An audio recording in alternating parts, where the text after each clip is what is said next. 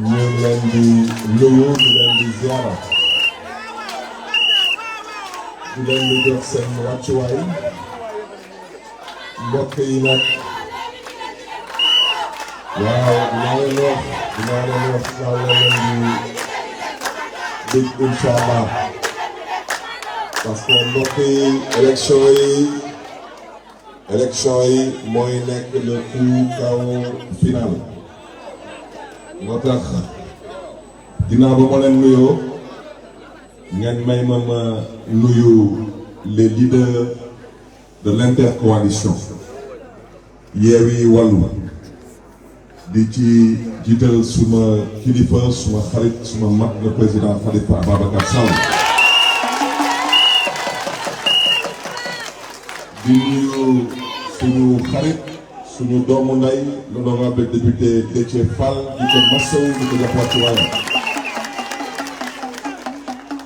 di nuyu le responsable départemental du PDS monsieur Joseph Sarr di nuyu madame Maïmouna Bousso représentante de parti moom tamit ñu ngi koy masawu di ko encouragé di nuyu suma doomu ndeyu bopp le président Ousmane Sonko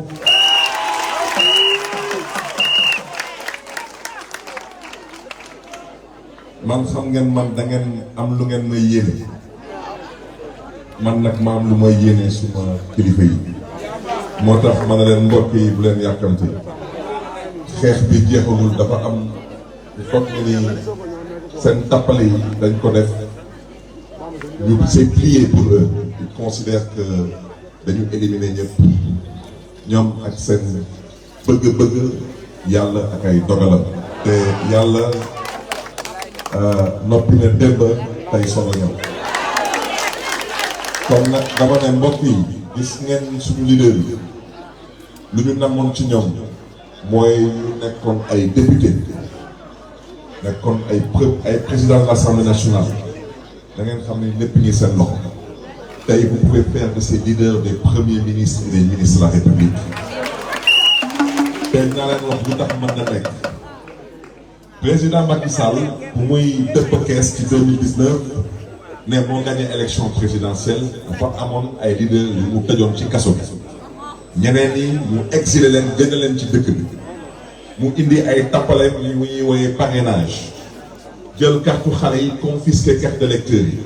2019 mu ne 58% la gagné ñu dem élection locale big rek nee na moo gagné wante de ma baaxee leen pourcentage bi 42% la am ci élection locale moom xam na si il est majoritaire ou si il est minoritaire dans ce pays moo tax nous allons nous battre pour que cette cohabitation bu ñëpp nam ma gis Sénégal mu mën a nekk une réalité parce que mbokk yi wax ci mooy lan trop de pouvoir tue le pouvoir mënu leen jël lépp teg ko ci benn loxo kese mooy bosu président de la République mënul nekk la preuve war na leen ko amul yërmande ci yéen amul yéene ci yéen amul benn yaakaar ci ëllëgu Sénégal parce que nag wax ci duñ ko bàyyi lu mu namm moom mooy troisième mandat su ngeen juumee ba fital ko laa wax ci élection législative yi mu dëgg troisième mandat teg te troisième mandat lu muy yee ci dëkk bi ñëpp xam nañ ko mooy fitna bu jéggi dayu moo tax mbokk yi dama ne bu ñu wax ci ay waxu liste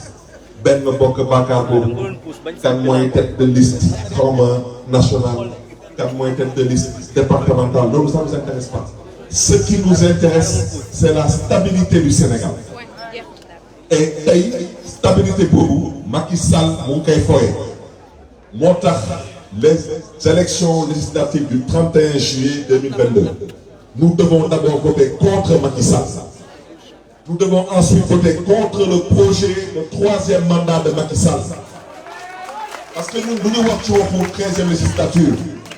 parce que 13e législature su ñu doon tënk tey bilan ab gàcce lañ ci am en tant que peuple xuloo xeex saaga trafic de faux billets jaay passeport diplomatique ak nam ma tamit dëgëral fii góor jigéen ci dëgg bi dañuy wax yi te bañ ko ray da ngeen génn baar yi da ngeen génne baar yi dama ne ñoom bëgguñu lett askanu Sénégal bëgguñu fini askanu Sénégal ci mbiru góor jigéen ñun nag suñu yàlla mayee ñu toog assemblée nationale dañu fas yéene ci fulla ak fayda wax ci mu leer parce que Sénégal nu mu tëddee de par son histoire sa culture ses valeurs ak mbiru góor jigéen mënul porté fii biir Sénégal kon nag ñoom seen wax duñ ko wax yéen nag waa Dakar moom wax naa leen nu mu leen yox ba pare nee naa leen liste bu ñu leen proposé ñoom man bëgguma tudd tur wante ci seen juróom-ñaari tànneef yooyu dafa am ci benn pomme de terre bu nëb façon xut waaw nekk nag maamu workat yi ak maami caabi yéen askanu Dakar dama ne workat du leen toogal assemblée nationale jaam du leen fa toogal kon nag dama ne kooku xam ngeen ko kooku su ngeen juumee ba mu xalaat parce que moom mënul nekk mu dem assemblée moom sax xam na ko wante su ngeen juumee ba mu xalaat mën a dem assemblée nationale na ngeen ko déggee noonu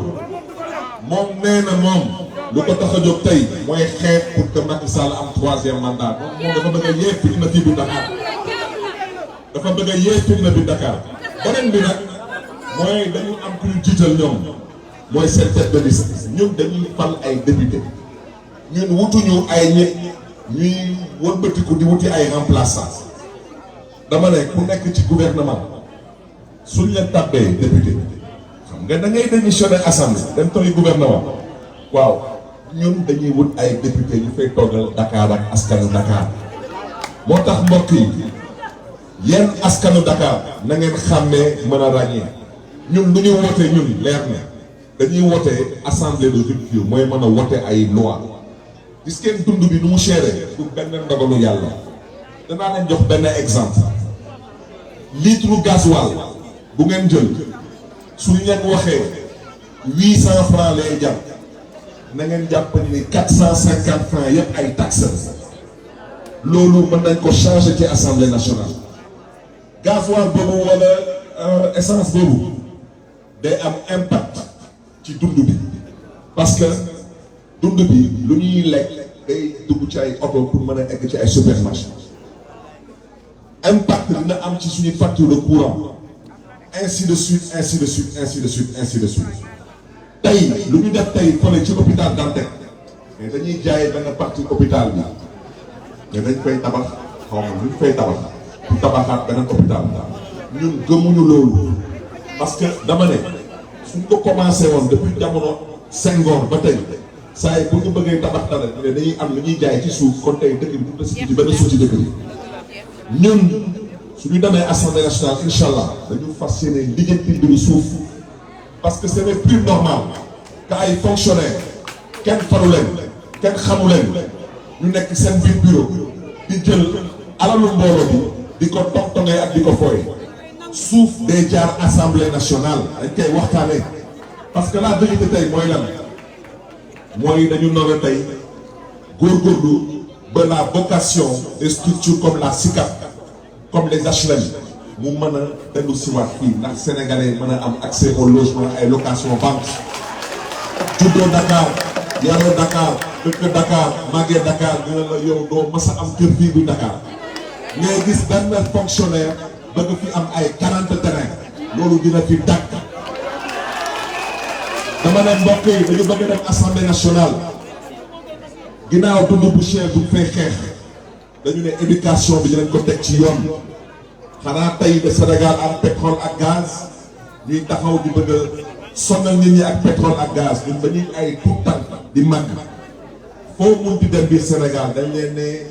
la richesse du Sénégal ce sont ses ressources humaines mooy doomu aadama mooy alalu Sénégal tey doomu aadama mënatul faju doomu aadama tey mënatul jàng doomu aadama tey mënul lekk ba suur mënul naan ba géex